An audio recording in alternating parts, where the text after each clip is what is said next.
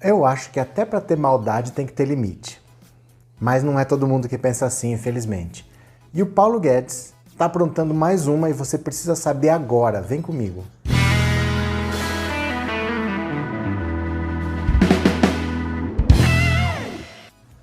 Olá, meus amigos, tudo bem com vocês? Que bom que vocês voltaram. Para quem chegou pela primeira vez, seja muito bem-vindo, muito bem-vindo. Meu nome é Roberto Cardoso. Se você está chegando aqui pela primeira vez, já se inscreve no canal. Ajuda o canal a crescer, porque crescendo a gente consegue levar informação para cada vez mais pessoas. E se você quiser contribuir com qualquer valor, aqui em cima tem o link do nosso Apoia-se. Você pode deixar uma doação do valor que você quiser, se você quiser. Estamos combinados? Eu vou fazer um vídeo bem rápido, porque eu acho que não é todo mundo que às vezes tem tempo para se inteirar do que está acontecendo.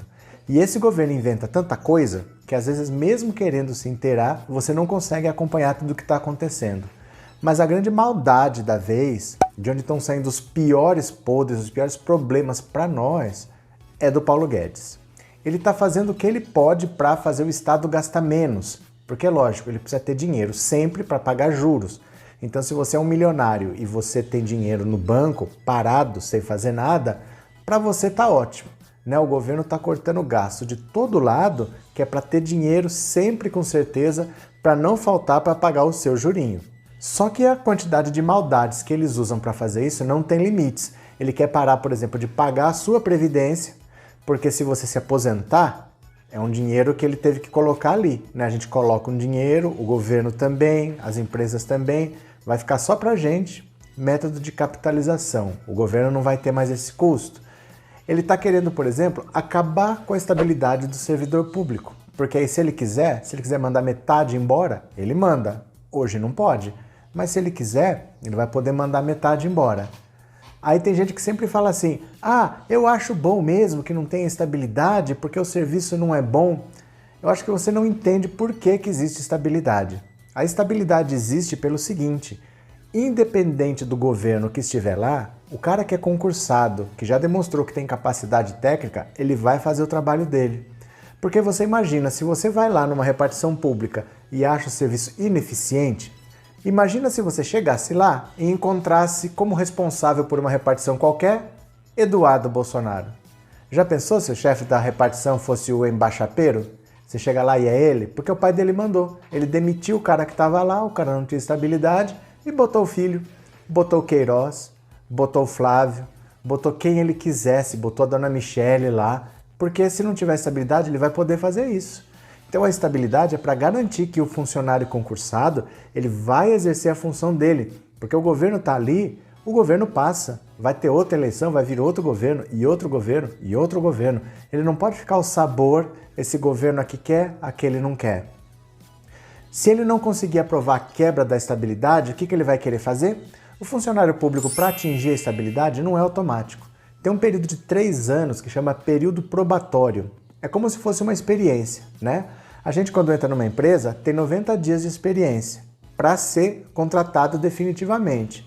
O funcionário público, além de ser contratado definitivamente, ele tem o período probatório de 3 anos, que se ele não tiver faltas graves nesse período, aí ele passa a ter estabilidade. Se ele não conseguir aprovar o fim da estabilidade, o que ele quer fazer? Aumentar esse período probatório de 3 anos para 6 anos ou para até 10 anos. Quer dizer, se você estiver entrando agora, você vai ter a sua estabilidade daqui 10 anos. Quer dizer, esse governo de 4 anos, mais um outro governo de 4 anos, mas no meio do outro governo é que você vai ter estabilidade. Isso quer dizer que esse governo pode te mandar embora, o próximo pode te mandar embora, o outro pode te mandar embora. E pode botar um monte de embaixapeiro para tomar conta das repartições públicas. Você entende a gravidade disso?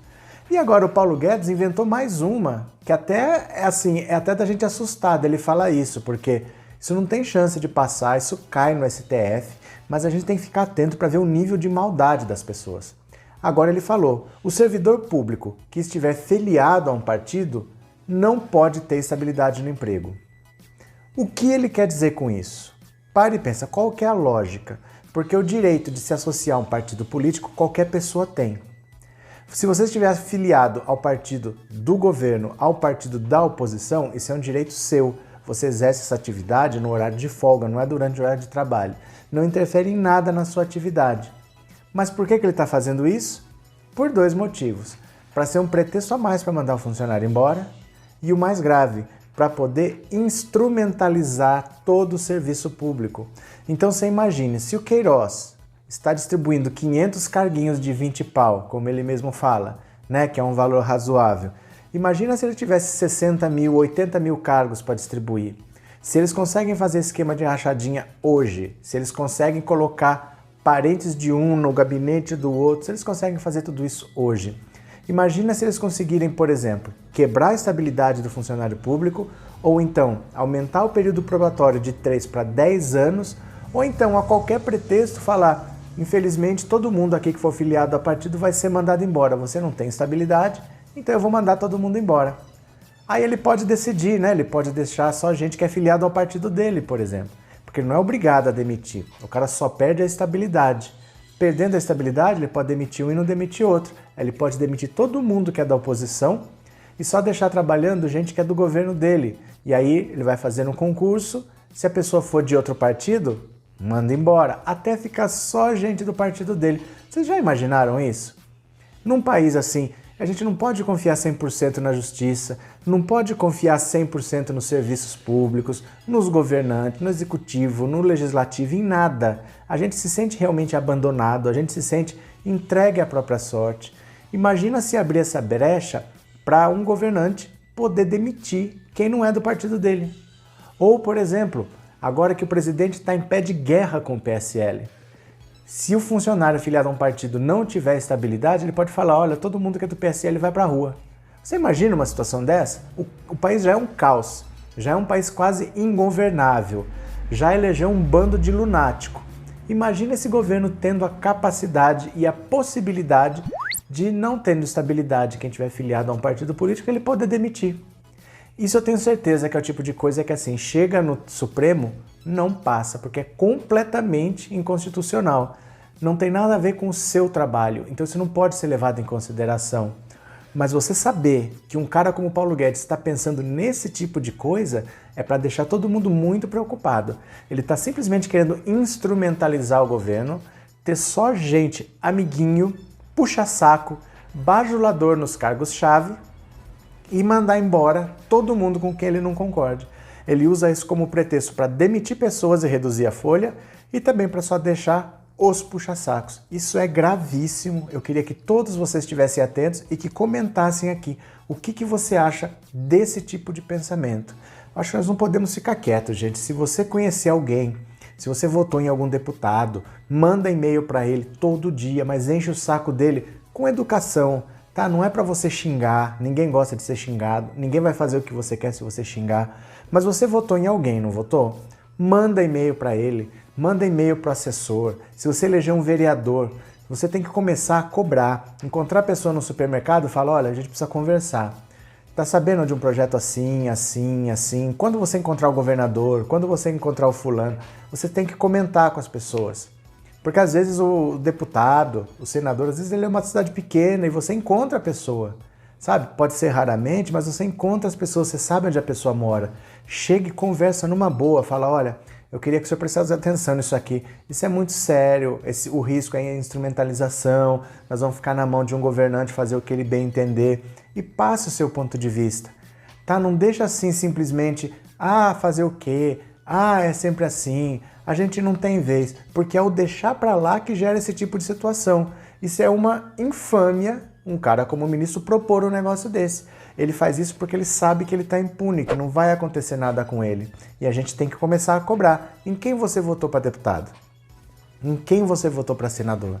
Você tem que saber e você tem que cobrar essas pessoas, seja por e-mail, seja pessoalmente, com educação, sem violência, sem agressividade, mas chegar e conversar. Falar, ô fulano, a nossa cidade aqui votou em você e tal, você está representando a gente, isso não pode deixar passar, não aceita isso aqui, a gente está do teu lado, mas você precisa estar do nosso lado também. Conversa numa boa, chegue para as pessoas e fala, olha o absurdo que esse governo está fazendo.